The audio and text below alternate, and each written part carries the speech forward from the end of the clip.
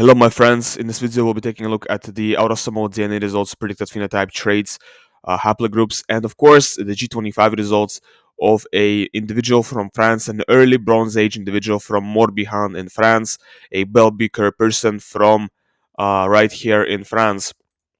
I'm doing this sample because somebody suggested it to me in a comment from YouTube, and this sample is I15033. He lived 18th to 17th century before the Common Era, early Bronze Age period in France. This person lived 18th to 17th century before the Common Era, which translates to early Bronze Age period. This is the period when Indo-Europeans started making their way into France. It is labeled early Bronze Age, at least in the comments. This person writes EBA. But I sort of disagree when I see 18th to 17th century before the Common Era. I don't think this is early Bronze Age. To me, this is more like middle or even late Bronze Age. So I don't really I disagree with EBA. I don't think this is EBA, but they write it's EBA, so whatever. Anyway, so this is a person from Bronze Age period, and we're gonna go ahead and look at what this Bell Beaker individual, because I figured out that it's a Bell Beaker. We're gonna see what this Bell Beaker person from the Bronze Age scores with various ethnicity calculators and my own trait predictor. Let's go ahead and see what they score for G25. So this is a raw DNA to simulate a G25 tool from Explorer DNA. So this is what they score for the simulated tool. They score 44% Anatolian hunter-gatherer, Anatolian Neolithic farmer, Barsin Neolithic, 44% Barsin Neolithic, then 38% Yamne, then 16% Western hunter-gatherer, then actually 0.4% Tafarat. Very interesting that they score a little bit of Tafarat admixture. Why do they score a little bit of Tafarat admixture? Is it because they actually have a little bit of Tafarat admixture? Is it because the calculator is not so good? I'm not sure. I'm not sure why they score a little bit of Tafarat admixture. Maybe it is because the calculator is not so good. But overall, this looks like the result of a Bell Beaker. And with the closest modern populations with G25, looks like the closest modern populations to this individual are Belgians, followed by Northern French, followed by French. I'm sorry, I can't pronounce that. It's difficult for me to pronounce these names because English is not even my first language, and this is not even English. This is Pas de Calais, Pas de Calais, Pas like Pas. I know means country, country of Calais, whatever. French Brittany, French Paris, Belgian. So it's various Northern French and Belgians that are the closest to this individual, followed by French from Occitanie, French from Alsace. So it looks like various Northern French are the closest to this individual. And for the mixture, the closest mixture is a mixture of Swedish, half Swedish, then 29% Basque, and actually 22.6% Spanish from Andalusia. So a mixture of half Swedish and then half Southwestern Mediterranean, Southwestern European seems to be the closest mixture to this individual. Let's run this again. Let's see if we get a different model.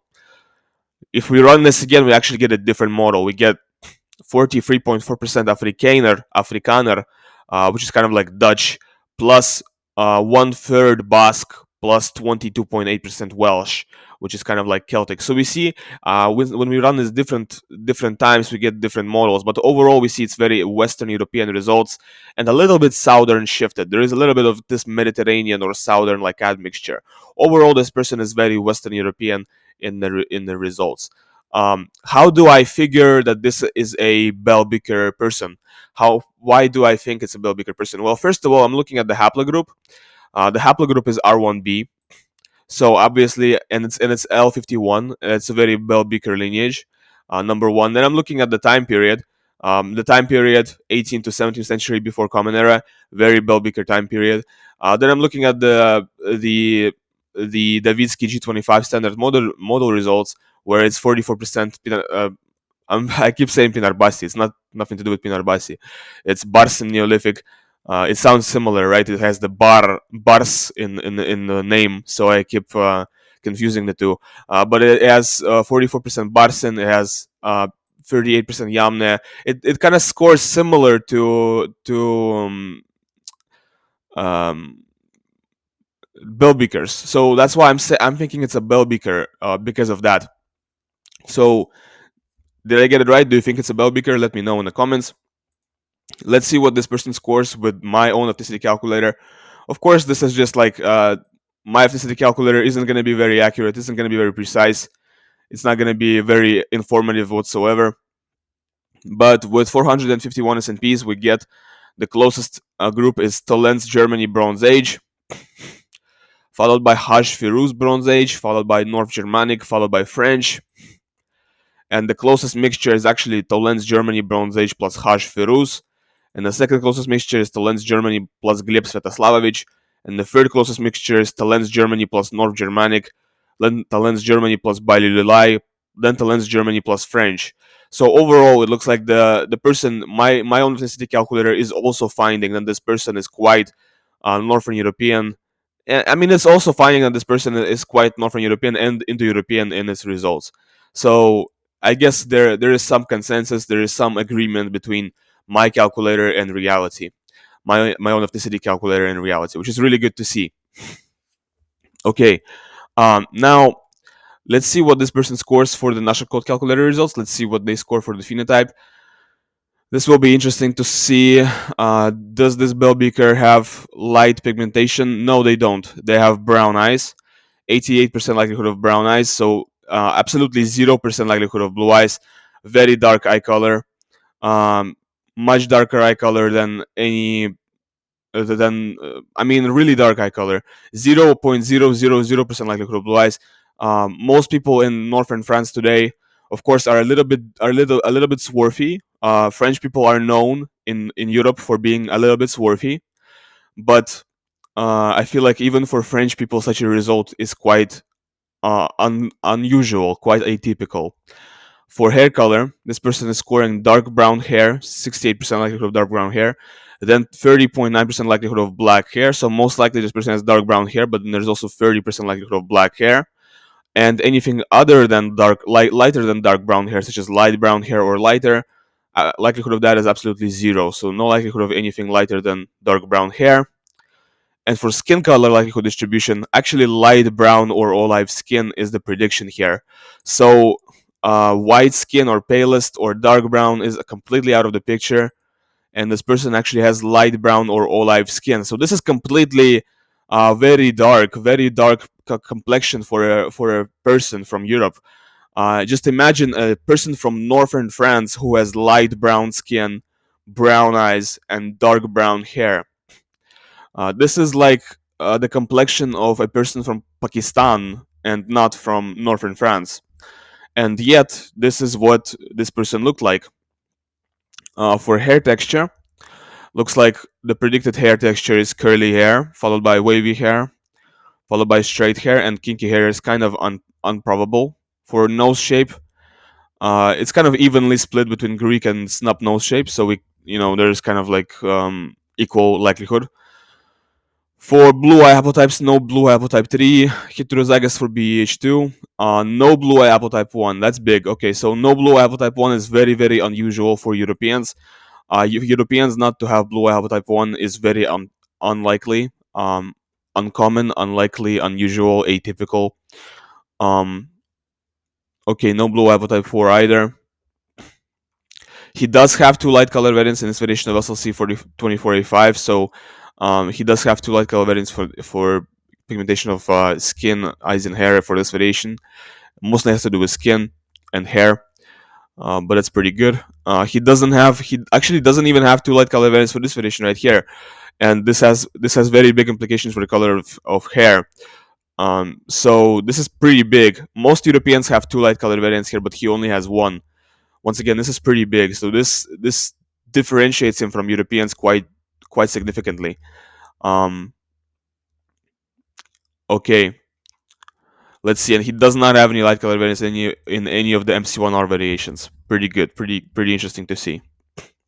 Let's see what he will score for the. Well, we know what he will score for the eye color for Snipper Free. He's gonna score brown, but I'm curious what he will score for the hair color for Snipper Free. I'm quite curious. Let's see what he will score with Snipper Free for hair color. Yes, let's see. Yeah, he's scoring black, so 2.44 times more likely black than brown, and 1800 times more likely black than red. So he's scoring black hair with snipper free. Interesting. Okay, interesting. All right, now let's see the phenotype oracle. So the closest phenotypes to him are obviously all going to be very dark colored phenotypes. So the closest phenotype to him actually is this, which is a Pamidi Central Asian phenotype, followed by Alpinid, followed by this, which is another Alpinid variation. All of which are kind of like Alpinid variations. Actually, they're all kind of the same face, just slightly different variations. And the closest mixture is a mixture of let me see this 50% this plus 50% this. The second closest mixture is a mixture of 50% this Arab plus 50% this Alpinid. The third close mixture is 50% this like Sardinian plus 50% this Alpinid. The fourth close mixture is actually 50% this like South Asian individual plus 50% this Alpinid. And the fifth close mixture is a 50% this like Sardinian plus this 50% actually I think Volgid. Moving on to the biomarkers panel, let's see what they score for the biomarkers panel. Looks like they have a predisposition to below average level of vitamin D, which is kind of bad. A above average level of LDL cholesterol. Above average level of LDL cholesterol is bad. Below average level of HDL, which is bad. A below average level of glucose level, which is okay, kind of good. A above average level of hemoglobin, which is okay. A below average blood pressure, which is kind of good. A predisposition to slightly below average level of iron in blood. It looks like they don't have any of the variants for hemochromatosis just based on that, because hemochromatosis variants all contribute to higher levels of iron in the blood. So that's good to see. Um, Looks like they don't have a predisposition to lower levels of sex hormone binding globulin, so they have slightly higher than average levels of sex hormone binding globulin. Good stuff to see. Looks like they have slightly below average levels of red blood cell count in blood. Very interesting stuff to see. Looks like they have slightly higher than average number of base pairs for the telomere length, which is very interesting to see. A slight predisposition to longer telomeres, and very slightly longer height, slightly increased height. It's very slightly 0.003 centimeters, like literally 300ths of a centimeter. Actually, no, it's 300ths of a millimeter for height, but it's still above average, so slightly above average for height. Very interesting stuff to see. Let's see what they score for the polygenic risk scores. Looks like they have a predisposition to below average odds for migraine, a slightly below average odds for lupus, a slightly above average odds for gout, a average odds for thyroid cancer, a average odds for eczema, a slightly above average odds for exfoliation glaucoma. Nothing was found for pigmentary or open angle glaucoma. A slightly above average odds for primary congenital glaucoma. A average odds for polycystic ovary syndrome. A slightly above average odds for cataracts. A below average odds for age-related macular degeneration. A below average odds for rheumatoid arthritis. A average odds for Tourette's. A average odds for epilepsy. Average odds for asthma. Below average odds for leukemia, average odds for vitiligo, slightly above average odds for myopia, average odds for primary biliary cirrhosis, slightly below average odds for stroke, very high odds for male pattern hair loss, which is not surprising because this individual is a European, and Europeans tend to score higher for that. Below average odds for atrial fibrillation, below average odds for deep vein thrombosis, um, slightly below average odds for unipolar depression, slightly below average odds for bipolar type 1, um, slightly below average also for schizophrenia, and very below average odds for type 2 diabetes, and below average odds for type 1 diabetes, and very high odds for Alzheimer's. Actually, this person definitely has a predisposition to Alzheimer's, so we have to check for the Alzheimer's panel and see what they score for that. I feel like they're going to have risk variance in the APOE gene. Looks like they have well below average odds for multiple sclerosis. They have 5 risk variants for breast cancer out of 10. These are the risk variants for breast cancer. They have 6 risk variants for testicular cancer out of 12, and they have all the risk variants and all the important variations in keto G. which is very interesting. 1 risk variant for celiac disease out of 12, and no risk variants for GSS. 3 risk variants for Crohn's disease out of 20. No risk variants for Riefenstein's. No risk variants for Parkinson's. 3 risk variants for Gilbert syndrome. They are here. I'm not going to look them up. No risk variants for basal cell carcinoma. No risk variants for GCD. No risk variants for Waardenburg syndrome. No risk variants for Pfeiffer syndrome. Actually, 2 risk variants for Pfeiffer syndrome, but they're common. 1 risk variant for FTAAD, but it's common. 2 risk variants for myosclerosis, and one of them is actually not all that common. Let's look it up actually. Yeah, okay, so this is actually not even common.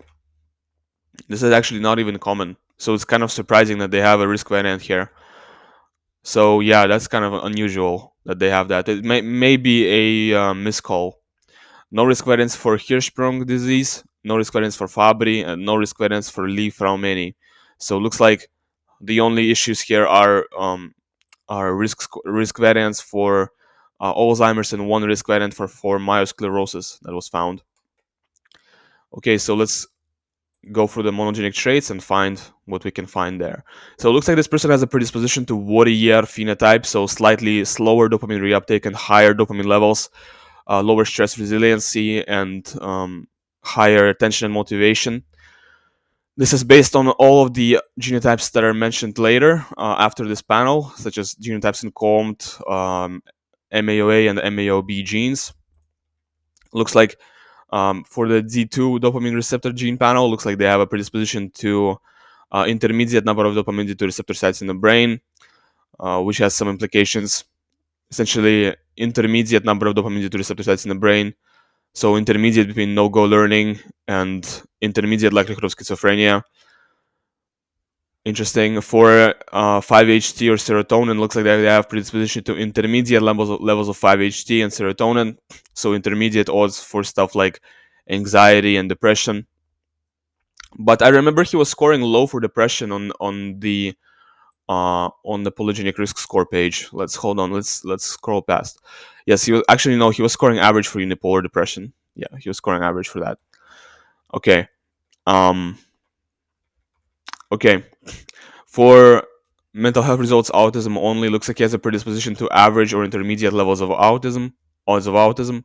For empathy gene, looks like they have predisposition to average or higher level of empathy, which is quite good based on these 4 genotypes that follow. For lactose persistence, looks like they have no variants for European lactose persistence, no European lactose persistence variants in MCM6. Quite interesting. Hemochromatosis, no risk variants for hemochromatosis in HFE.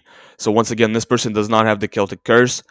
No Celtic curse for this individual, but we already sort of knew that when we looked at the biomarkers panel, when we saw with the iron levels. Now for Alzheimer's, we saw that this person was scoring really high for the Alzheimer's, and now we understand why that is, because this person actually is heterozygous for this variation, which means he has 1 risk allele for Alzheimer's in APOE, which carries a significantly higher odds for Alzheimer's than average risk. So this person has a significantly higher than average odds for Alzheimer's based on the genotype here in APOE. For a cardiovascular disease panel, this person actually has lower odds of cardiovascular issues than average, which is really good. Definitely protected from cardiovascular issues. For myopia panel, looks like no G allele here, which would protect from myopia, but we remember he was scoring quite low for myopia risk. Let's see that actually. Let's see about that right now. No, he was scoring slightly above average for the odds of myopia actually. So he's a little bit above average for the odds of myopia. Okay, for telomere length, he was scoring longer than average for the length of telomeres. We remember that. For vitiligo panel, he actually has some risk variants for vitiligo in the HLA gene, which is surprising. For the facial morphology panel, no East Asian EDAR, all European genotypes in EDAR. Decreased odds of protruding nasal bridge, more upturned nose shape, intermediate nose size, and slightly thicker eyebrows are his genotypes that correlate to facial appearances. He does not have micropenis. He has higher IQ, 8 points higher IQ than individuals with the AA genotype, better performing muscles, likely sprinter rather than endurance athlete. He's got two variants for increased pain sensitivity in NCN9A, which is very surprising. This is kind of like one of those South Asian genotypes to have. It's very South Asian in terms of the ethnic distribution of the derived allele. He's not an Asian flusher. He's got lower odds of alcoholism and no normal risk of esophageal cancer. For drug response, it looks like he's got slightly below average risk for heart failure due to beta blocker medications, which is really good stuff to see. For SCN9A gene panel, he got two risk variants for high pain hypersensitivity due to two risk variants for pain hypersensitivity out of 6 total in SCN9A, and these are all in this variation. Okay. He's not a carrier of any of the albinism mutations that were found in the file. And actually, he does have two risk variants for familiar Mediterranean fever, which is very, very surprising. So this is another case of somebody who's not even a Mediterranean who has risk variants for familiar Mediterranean fever. Very, very interesting. So this is a person who is essentially a Western European who has a risk variance for familiar Mediterranean fever. Let's look it up right now. Distribution. It's Turkish, Armenian, Jewish, and Arabic communities, right? It's that's kind of where it's typically distributed. That's kind of where it's typically found. But this person has got two risk variants for familiar Mediterranean fever. Very interesting. It's a Bronze Age European. MTHFR panel, no risk variants for anything in MTHFR. Okay, rare diseases and traits panel. Let's see. Does he have any? He has this genotype which leads to 10 times increased glaucoma risk in most but not all populations. He's a carrier for tuberculosis, the risk allele, which is very, very interesting. He's got this genotype which leads to 6.4 times increased risk of esophilic esophagitis. Very, very interesting. Okay, let's see. What else can we talk about here? HIV and AIDS panel. He's got one protective variant in this variation, which leads to 60% reduction in HIV viral load. Okay. And for HLA gene panel, looks like he has a predisposition to lower odds of autoimmune disease. So once again, if you take into account his genotype in the HLA gene, looks like he has a predisposition to lower odds of various autoimmune disorders, which is really good stuff, really good to see. For MTRR gene panel, looks like he has two risk alleles for disorders of intracellular collagen metabolism here, and he has one risk variant here, but overall it's quite good. Overall, he's doing quite good. For thyroid cancer, he doesn't really have any risk variants for thyroid cancer. He has two risk variants here, but what was he scoring on the polygenic risk scores for that? He was scoring slightly below average. Actually, he was scoring pretty much spot on average. Okay. Okay, and for muscular dystrophy myopathies, no risk variance for that. No risk variance for ADL either. For color blindness, no risk variance for color blindness in OPN1SW. For FTO gene panel, no fat gene variants in any of the FTO genotype variations. So no predisposition to obesity in FTO. Also genotypes for lower levels of BMI and lower odds of obesity here. So definitely not predisposed to obesity at all. Based on one SNP, he's got slightly above average odds of syncope. And another genotypes relevant to biotraits panel. Biotraits panel has got ACE, DT genotype, double deletion, increased ACE activity, healthier, reduced odds of hypertension, and a range of other issues. He's got GG in this variation, which leads to lower or average risk for migraine. Quite typical stuff. He's got wet earwax and normal or smellier body odor, normal colostrum, and typical for non-East Asians. Typical stuff. 2 copies of their hunter-gatherer CLT-CL1 gene variant, which leads to reduced ability to process carbs and sugars. Typical stuff. Okay. For vitamins and levels, it looks like he's got average levels of B12. Looks like he's got higher levels of B12 here. 2 genotypes here, but one of them codes for intermediate levels of B12, another one codes for higher levels of B12. He's got intermediate levels of B6 and a genotype for higher levels of vitamin C. And for blood group panel, this is the last thing we're going to talk about. He definitely has blood type A. This is predicted with a very high accuracy. there is pretty much very little likelihood for any other blood type besides type A for him. 99.46% likelihood of type A for blood type for him. Very little likelihood for any other blood type besides type A. Well, that was sort of the breakdown for this Bronze Age French Northwest French sample from me.